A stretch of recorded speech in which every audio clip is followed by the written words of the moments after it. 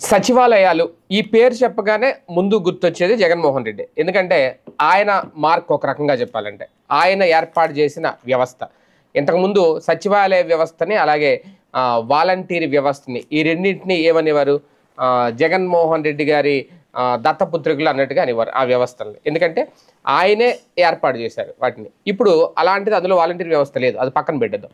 కానీ సచివాలయ వ్యవస్థకు సంబంధించి ఆ సిబ్బందిని ఈ కూటమి ప్రభుత్వం ఏ రకంగా వినియోగించుకుంది అధికారంలోకి వచ్చిన తర్వాత అనడానికి నిదర్శనం మొన్నటి వరకు వాళ్ళు చేసిన ధర్నాలు, దీక్షలు, నిరసనలు.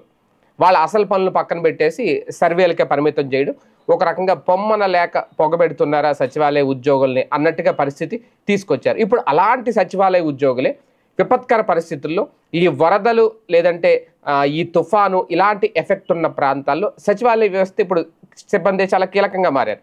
ఆ సచివాలయ వ్యవస్థ లేకుండా ఉండుంటే చాలా వరకు ఈ తుఫాను సమాచారం ప్రజలకు చేరువయ్యే పరిస్థితి తగ్గుండిపోయేది. అంటే ఇంతకుముందు లేదా అంటే జన్మభూమి కమిటీలు లాంటివి ఉన్నాయి అప్పట్లో. కానీ అవి ఎంతవరకు పనిచేసినాయి, ఇప్పుడు ఈ సచివాలయ ఉద్యోగులు ఎంతవరకు నిబద్ధతతో పనిచేశారు అనేది.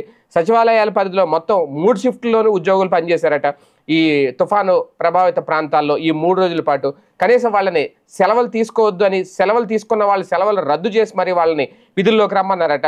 ప్రభుత్వం నుంచి అందిన సమాచారం గ్రామంలో యాక్టివ్గా ఉండడానికి, యువతకు వాట్సాప్ రూపంలో ఎప్పటికప్పుడు అలర్ట్ చేయడానికి, ఎక్కడెక్కడ ఈ పునరావాస కేంద్రాలు ఏర్పాటు చేశారో అక్కడ ఆ సమాచారం అందించడానికి, అలాగే తీర ప్రాంతంలో ఉన్న వాళ్ళని అక్కడి నుంచి సురక్షిత ప్రాంతాలకు చేర్చడానికి ప్రతి విషయంలో కూడా సచివాలయ సిబ్బంది చాలా కీలకంగా వ్యవహరించారట. క్షేత్రస్థాయిలో కూడా తుఫాను పరిస్థితులపై 2 రకాల ఫార్మాట్లలో ప్రభుత్వానికి ఎప్పటికప్పుడు నివేదికలు అందజేశారు. అటు ప్రభుత్వానికి అలాగే ఇటు తీర ప్రాంత వాసులకి ఇటు ప్రజలకి కూడా వారధులుగా పనిచేశారు. అలాంటి సచివాలయ ఉద్యోగులు ఇప్పుడు నిన్న మొన్నటి వరకు కనీసం వాళ్ళు చేసే నిరసనలకి, వాళ్ళు చేసే దీక్షలకి, వాళ్ళు చేసే డిమాండ్లకి కనీసం స్పందించలేని పరిస్థితి. అంటే అయినా కాకపోయినా వాళ్ళ విధులు వాళ్ళు నిర్వర్తిస్తున్నారు. ఇది కదా సచివాలయాల సత్తా, ఇది కదా సచివాలయాల వల్ల ఉపయోగం అనేది ఇప్పుడు తాజాగా ఈ తుఫాన్ తర్వాత, తుఫాను ప్రభావిత ప్రాంతాల్లో వాళ్ళు నిర్వహించిన విధుల తర్వాత ఇప్పుడు అర్థమవుతోంది అంటున్నారు. ఏది ఏమైనా జగన్ మార్కు కోసం వాటిని పక్కన పెడుతున్నారా? జగన్ మార్క్ అయినా సరే ఇలాంటి అత్యవసర పరిస్థితుల్లో వాళ్ళని ఉపయోగించుకుంటుందా ప్రభుత్వం?